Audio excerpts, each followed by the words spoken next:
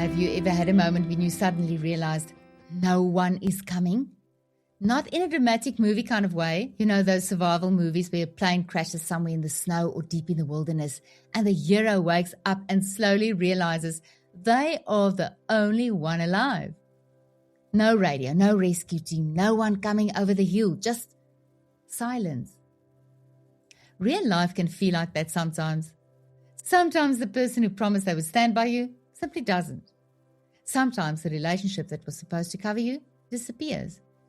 And you find yourself standing there thinking, okay, so this is it then.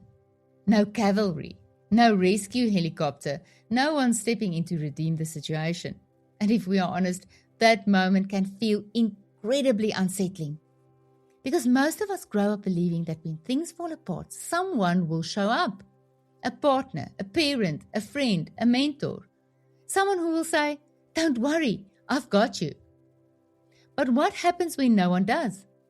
And if you've ever had a moment where you thought, okay, Lord, so apparently this one is just you and me then? This episode is especially for you because the Bible actually speaks directly into that exact moment. Scripture reveals something extraordinary. When no one else redeems, Jesus steps in next in line. And when he becomes your redeemer, my friend, there's no waiting period, no retention right, no partial redemption, just complete freedom. And today we're going to follow a beautiful thread in scripture that runs from Leviticus to Ruth to Jesus. And it might completely change the way you see those moments where you felt like no one showed up for you.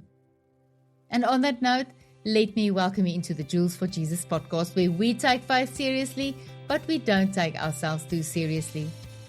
This is where we sit down together, connect the dots of our days, the things that happened this week, the things that confused us, the things that maybe hurt a little, and we discover that these ancient Bible stories were already explaining life long before we got there.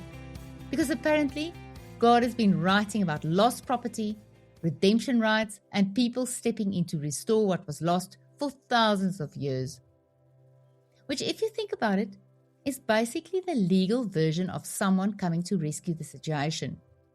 And today, we're going to talk about something incredibly comforting. What happens when it feels like no one came to redeem you? Now, here's where things get interesting. Because tucked away in Leviticus is what looks suspiciously like God's version of a property redemption clause. And as someone who reads legal documents for a living, I have to admit, I didn't expect to find property law in the Bible. But there it is. Leviticus 25 says, if one of your fellow Israelites becomes poor and sells some of their property, their nearest relative is to come and redeem what they have sold. So the idea was simple. If someone became poor and lost their land, a close relative could step in and buy it back.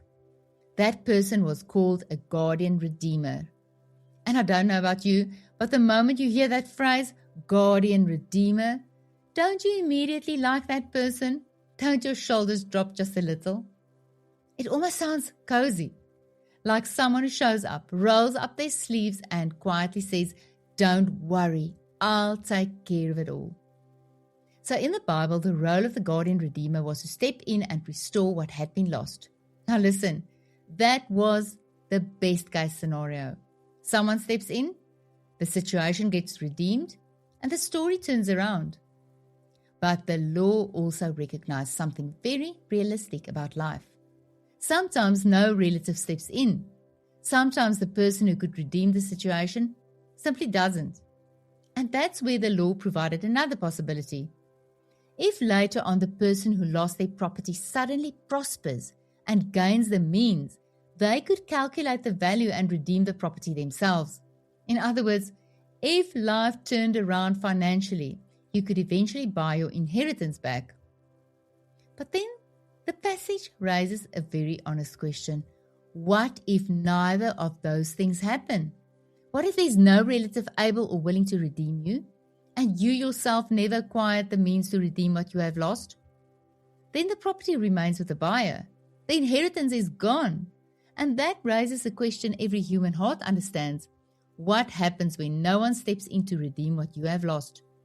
Now, just hold on to that thought while I throw in another fascinating detail tucked into the very same chapter of Leviticus 25. That same passage also talks about the houses in walled cities versus houses in villages without walls. Listen to the difference. If someone sold a house inside a walled city, the seller had 1 year to redeem it, to buy it back, almost like a retention right. But if that year had passed and the house had not been redeemed, it permanently belonged to the buyer. However, houses in villages without walls were treated very differently. Those houses were considered part of the open countryside, which meant they could always be redeemed and could return to their original family. In other words, an unwalled house was never permanently lost. Now keep that picture in mind for a moment, because when we arrive at the story of Ruth, that image suddenly becomes incredibly powerful. Ruth's life at that moment looked exactly like that, uncovered, unprotected, like an unwalled house. Her husband had died, her future had disappeared, and she followed Naomi, her mother-in-law, to Bethlehem, where she had no inheritance, no protection, and no security. And right into that exposed space, Boaz arrives, and Naomi notices something. She sees something Ruth has not yet realized. And she says in Ruth 2, "That man is our close relative. He's one of our guardian redeemers." Suddenly a door opens. Boaz, a guardian redeemer. Later in Ruth chapter 4, Boaz explains this situation before the elders. He says, "If you will redeem it, do so. But if you will not, tell me, because no one has the right to do it except you, and I am next in line." And when the first redeemer steps aside, Boaz says 4 simple words, "I will redeem it." And there's another moment in the story that's easy to miss but incredibly powerful. At one point, Ruth goes to the threshing floor and lies down at Boaz's feet. It's a quiet moment, but it's deeply symbolic. She's placing herself under his protection. She's essentially saying, "Cover me, be my redeemer." And Boaz responds with kindness and protection. And in many ways, that's exactly what we do with Jesus, my friend. We bring what is left of our story, our losses, our regrets, our broken plans, and we lay them at the feet of the Redeemer. And Jesus responds the same way Boaz did. He covers us, and he says, "I will redeem it." The Bible tells us that Jesus redeemed us in the most costly way possible, not with land, not with silver, but with his own blood. Redemption literally means to buy back what was lost. And the cross was that moment, my friend. The moment when Jesus stepped forward and said, "I will redeem it." Our freedom, our inheritance, our future, all bought back. Now let's bring this back to real life. Because some of you listening might know exactly what this feels like an unwalled house, exposed, uncovered, like nobody stepped in, nobody defended you, nobody redeemed the situation. And it hurts.